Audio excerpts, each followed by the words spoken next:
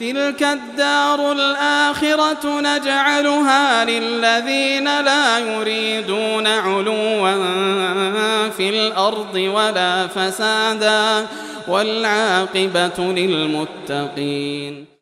إن الحمد لله نحمده ونستعينه ونستغفره ونعوذ بالله من شرور أنفسنا وسيئات أعمالنا من يهده الله فلا مضل له ومن يضلل فلا هادي له أشهد أن لا إله إلا الله وحده لا شريك له وأشهد أن محمدا عبده ورسوله يا أيها الذين آمنوا اتقوا الله حق تقاته ولا تموتن إلا وأنتم مسلمون يا أيها الناس اتقوا ربكم الذي خلقكم من نفس واحدة وخلق منها زوجها وبث منهما رجالا كثيرا ونساء واتقوا الله الذي تساءلون به والأرحام إن الله كان عليكم رقيبا يا أيها الذين آمنوا اتقوا الله وقولوا قولا سديدا يصلح لكم أعمالكم ويغفر لكم ذنوبكم ومن يطع الله ورسوله فقد فاز فوزا عظيما أما بعد فإن أصدق الحديث كتاب الله وخير الهدي هدي محمد صلى الله عليه وعلى آله وصحبه وشر الأمور محدثاتها فإن كل محدثة بدعة وكل بدعة ضلالة وكل ضلالة في النار. معاشر المسlimin, jemaah Jumat rahimani wa rahimakumullah. Di dalam sebuah hadits yang diriwayatkan oleh Imam Al-Bukhari dan Imam Muslim dari Abu Hurairah radhiyallahu taala anhu, Rasulullah sallallahu alaihi wasallam pernah bersabda, "Inna lillahi malaikatan." Sungguhnya Allah memiliki malaikat-malaikat. Di sebuah riwayat oleh Imam Muslim, sayyaratan fudala, para malaikat yang selalu berkeliling, tugasnya memang untuk berkeliling saja. Yatufuna fit turuq, mereka berkeliling di jalan-jalan. Yaltamisuna ahla dzikri, mereka mencari orang-orang yang berzikir kepada Allah Subhanahu wa taala. Fa idza wajadu qauman yadhkuruna Allah tanadau, apabila mereka mendatangi satu kaum yang berzikir kepada Allah Subhanahu wa taala, maka mereka saling memanggil, halummu ila hajatikum, wahai para malaikat, datanglah kalian ke sini, datangilah apa yang kalian cari, hajat yang dengannya kalian diutus oleh Allah Subhanahu wa taala. Fayahuffunahum bi ajnihatihim ila as-sama'id dunya, maka para malaikat pun menaungi majlis itu dengan sayap-sayap mereka sampai menutupi ke langit dunia. Di dalam hadits yang mulia ini terdapat penjelasan keutamaan majlis-majlis dzikir. Dan kata dzikir itu adalah hal yang sangat besar di dalam agama. Karena menegakkan dzikir kepada Allah itu bagian hal yang terbesar di dalam kehidupan.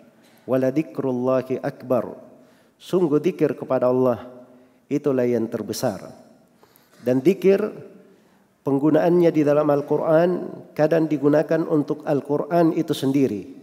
Inna nahnu nazzalna dzikr wa inna lahu lahafidhun. Sungguhnya kami yang menurunkan adzikir dan kami yang akan menjaganya. Dan kadang dzikir itu adalah untuk majelis-majelis ilmu, untuk orang-orang yang belajar ilmu agama. Karena itu di dalam sebagian hadits yang dihasankan oleh sebagian ulama kita, Rasulullah sallallahu alaihi wasallam bersabda, "Idza marartum bi riyadil jannah farta'u." Apabila kalian melewati taman-taman sorga, maka hendaknya kalian bergembira, beristirahat di situ. Kemudian Nabi terangkan bahwa taman-taman sorga itu adalah majelis-majelis ilmu, di sebagian riwayat majelis-majelis dzikir. Dan di dalam Sahih Muslim dari Abu Hurairah radhiyallahu taala anhu, Rasulullah sallallahu alaihi wasallam bersabda, "Ma min qaumin jalasu fi baitin min buyutillah yatluna kitaballah wa yatadarasunahu fima bainahum illa nazalat alaihimus sakinah wa ghasyiyatuhumur rahmah wa haffathumul malaikah wa dzakarahumullahu fiman indah." Tidak ada satu kaum pun yang duduk di rumah dari rumah-rumah Allah, di masjid dari masjid-masjid Allah. Mereka baca kitab Allah, saling mereka pelajari ayat-ayat itu, kecuali akan turun di tengah mereka para malaikat, dinaungi oleh para malaikat, diliputi oleh rahmat, dan turun di tengah mereka ketenangan. Mereka akan disebut, dibanggakan di depan Allah Subhanahu wa ta'ala. Maka majelis dzikir, majelis ilmu, menuntut ilmu, mempelajari Al-Quran, itu pasti masuk di dalam cakupan hadits ini di tahapan yang paling pertama. Karena mereka lah orang-orang yang sebenarnya menegakkan dzikir kepada Allah Subhanahu wa ta'ala.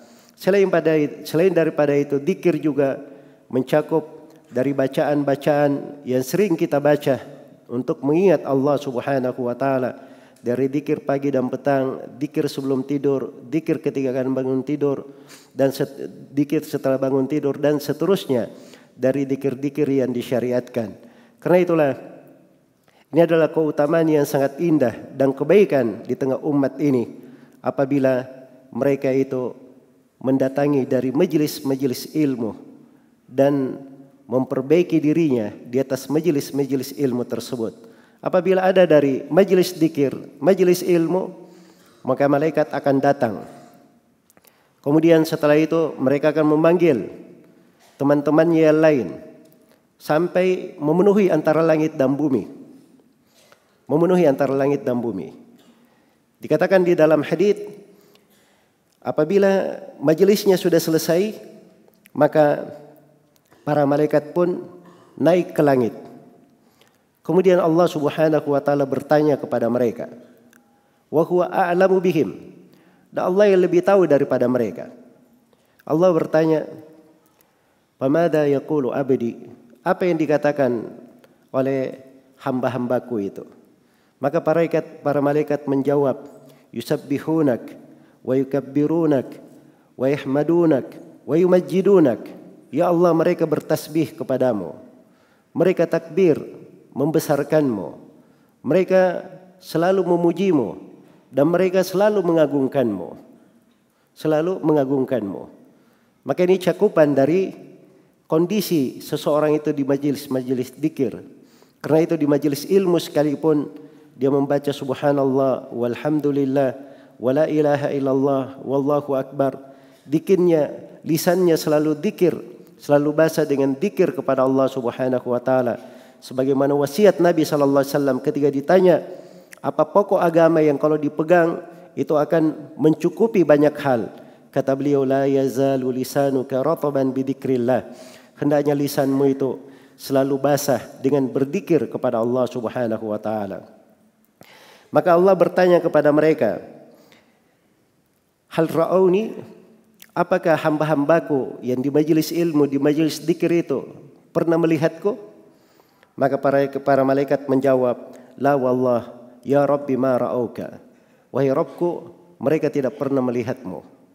Kemudian Allah bertanya kepada mereka, madza law ra'auni?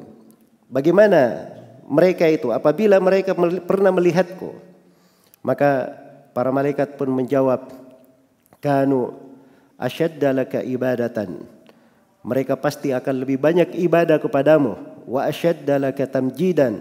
Dan pasti mereka akan semakin mengagungkanmu. Wa aktsara laka tasbihan.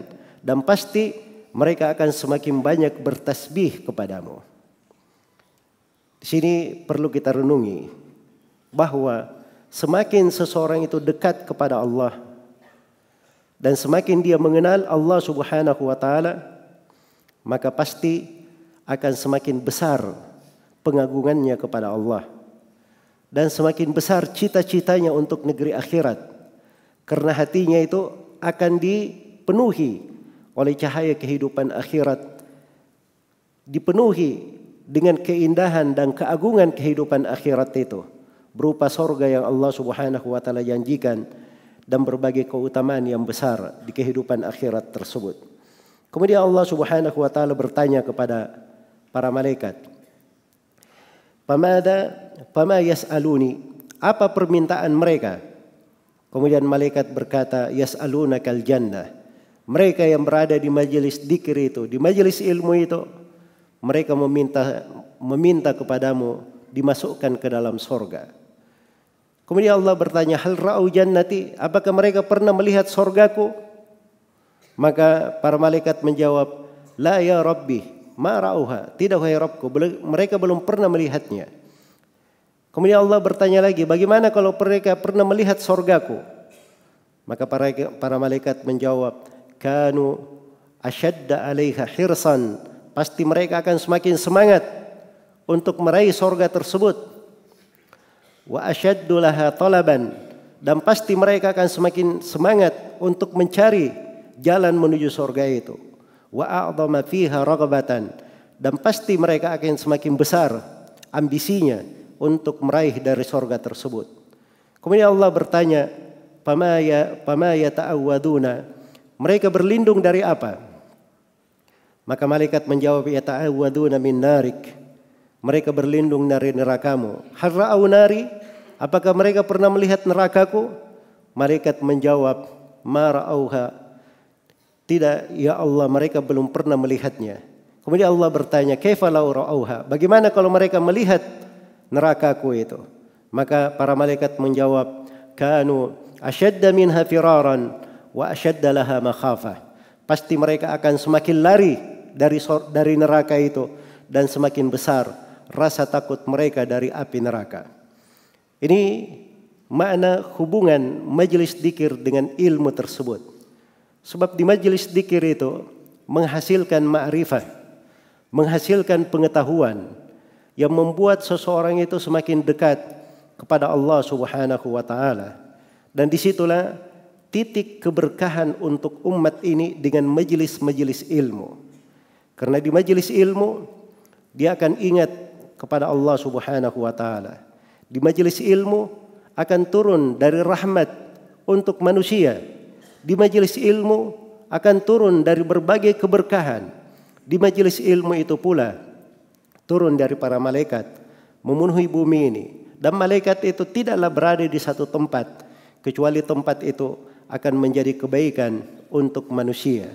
Karena itulah dari fikih di dalam kebaikan sebuah negeri, di negeri tersebut hendaknya diperbanyak dari majelis-majelis ilmu yang diajarkan di dalamnya dari sunnah-sunnah Rasulullah sallallahu alaihi wasallam dan diajarkan di dalamnya dari agama yang lurus. Kemudian para malaikat di akhir dari hadits ditanya oleh Allah Subhanahu wa taala apa yang mereka inginkan dari hal tersebut.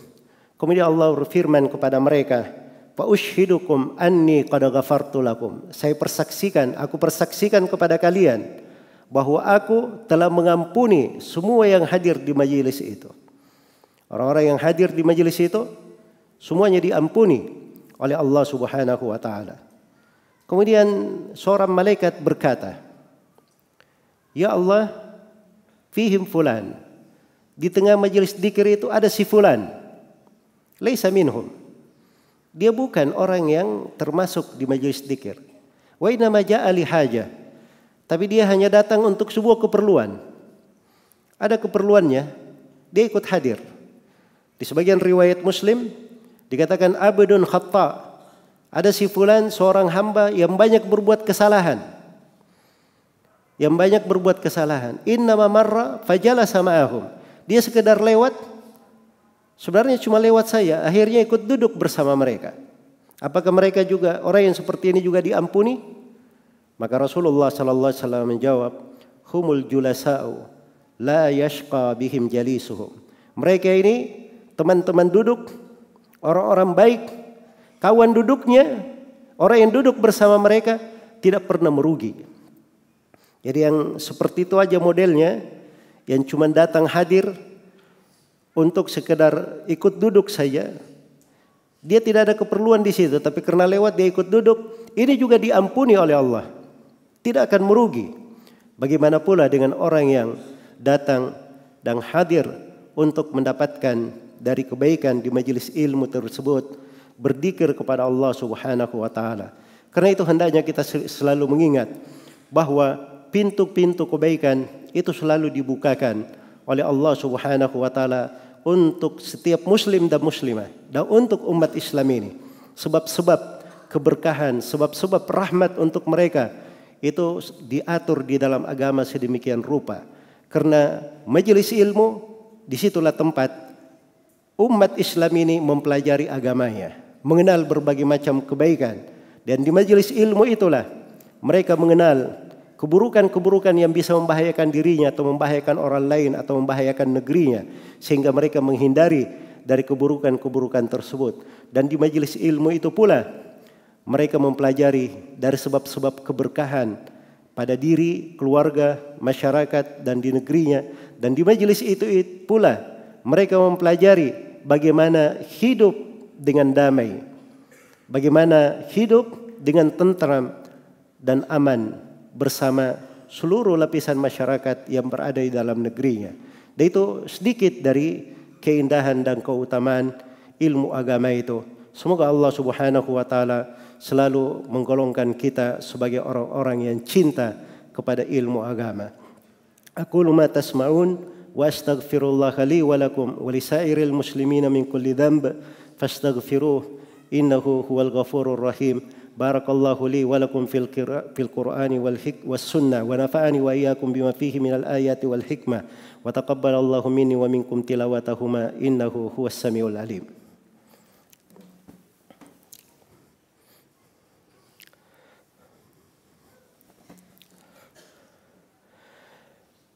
Alhamdulillahi ala ihsanih wa syukru lahu ala taufiqihi wa amtinanih. Asyhadu an la ilaha illallah wahdahu la syarika lah ta'ziman li sya'nih wa asyhadu anna Muhammadan abduhu wa rasuluh ad-da'i ila ridwanih sallallahu alaihi wa ala alihi wa ashabihi wa ikhwanihi amma ba'd. Kaum muslimin jemaah Jumat rahimani wa rahimakumullah. Hamba-hamba yang berada di majelis dzikir itu secara umum ada dua yang mereka minta. Yang pertama mereka minta sorga kepada Allah Subhanahu wa taala. Yang kedua mereka memohon supaya dijauhkan dari api neraka. Dan itu dua hal yang ingin dicapai oleh setiap muslim dan muslimah di dalam kehidupannya. Bagaimana dia keluar dari dunia ini sebagai orang-orang yang beruntung, bukan sebagai orang-orang yang merugi. Karena di sakaratul maut hanya ada dua golongan. Orang yang beruntung ataupun orang yang merugi. Orang yang sebagai penduduk kanan atau penduduk kiri. Dan di alam kubur juga hanya ada dua golongan. Orang yang beristirahat dan orang yang tidak beristirahat. Dan di hari kiamat Allah berfirman, fariqum fil jannati wa fariqum fis sa'ir. Satu golongan di dalam sorga dan satu golongan di dalam neraka yang menyala-nyala. Faminhum syaqiyyun wa minhum sa'id. Di antara mereka ada yang merugi dan di antara mereka ada yang beruntung. Wa annahu huwa adhaka wa abka. Dialah Allah yang membuat tertawa dan dia pula Allah yang membuat menangis. Hanya ada dua golongan, tidak ada golongan yang ketiga. Karena itulah kita selalu mohon kepada Allah Subhanahu wa taala dan menghadirkan makna ini di dalam kehidupan. Bagaimana kita melakukan amalan-amalan yang mendekatkan diri kita kepada Allah, kita meraih surga Allah Subhanahu wa taala, dan kita hindarkan diri kita dari amalan-amalan yang bisa menjatuhkan kita ke dalam neraka atau membuat murka Allah Subhanahu wa taala. Semoga Allah Subhanahu wa taala selalu membimbing kita di atas hal yang Dia cintai dan menjauhkan kita semua dari segala kemurkaannya. Innahu waliyyu dzalika wal qadiru alaih. Tsumma i'lamu rahimakumullah. Innallaha amarakum bi amrin bada bihi bi nafsihi wa thanna bi malaikatihi al musabbihati bi qudsi. Faqala jalla min qa'il إن الله وملائكته يصلون على النبي يا أيها الذين آمنوا صلوا عليه وسلموا تسليما اللهم صل وسلم على رسولك ونبيك محمد وارض اللهم عن خلفائه الراشدين أبي بكر وعمر وعثمان وعلي وعن الصحابة أجمعين وأن معكم بفضلك وجودك وإحسانك يا أرحم الراحمين يا أكرم الأكرمين. اللهم اغفر للمسلمين والمسلمات والمؤمنين والمؤمنات الأحياء منهم والأموات إنك سميع قريب مجيب الدعوات ويا قاضي الحاجات. اللهم آت نفوسنا تقواها وزكها أنت خير من زكاها أنت وليها ومولاها. اللهم من أرادنا وبلادنا بسوء فأشغله بنفسه واجعل كيده في نحره واجعل تدبيره تدميرا عليه يا قوي يا عزيز. اللهم وفق ولاة أمورنا لكل ما تحبه وترضى وارزقهم بطانة صالحة تعينهم على طاعتك برحمتك يا أرحم الراحمين. اللهم إنا خلق من خلقك فلا تمنعن بذنوبنا فضلك ورحمتك. اللهم اسقنا اللهم اسقنا اللهم اسقنا اللهم اسقنا غيثا مغيثا مريئا غدقا. اللهم اسقنا اللهم اسقنا اللهم اسقنا اللهم اسق عبادك وبلادك وبهائمك وانشر رحمتك ولا تجعلنا من القانتين برحمتك يا أرحم الراحمين. اللهم اغفر لنا ولإخواننا الذين سبقونا بالإيمان ولا تجعل في قلوبنا غلا للذين آمنوا ربنا إنك رؤوف رحيم. ربنا آتنا في الدنيا حسنة وفي الآخرة حسنة وقنا عذاب النار. عباد الله إن الله يأمر بالعدل والإحسان وإيتاء ذي القربى وينهى عن الفحشاء والمنكر والبغي يعظكم لعلكم تذكرون. فاذكروا الله العظيم الجليل يذكركم واشكروه على نعمه يزيدكم ولذكر الله أكبر والله يعلم ما تصنعون.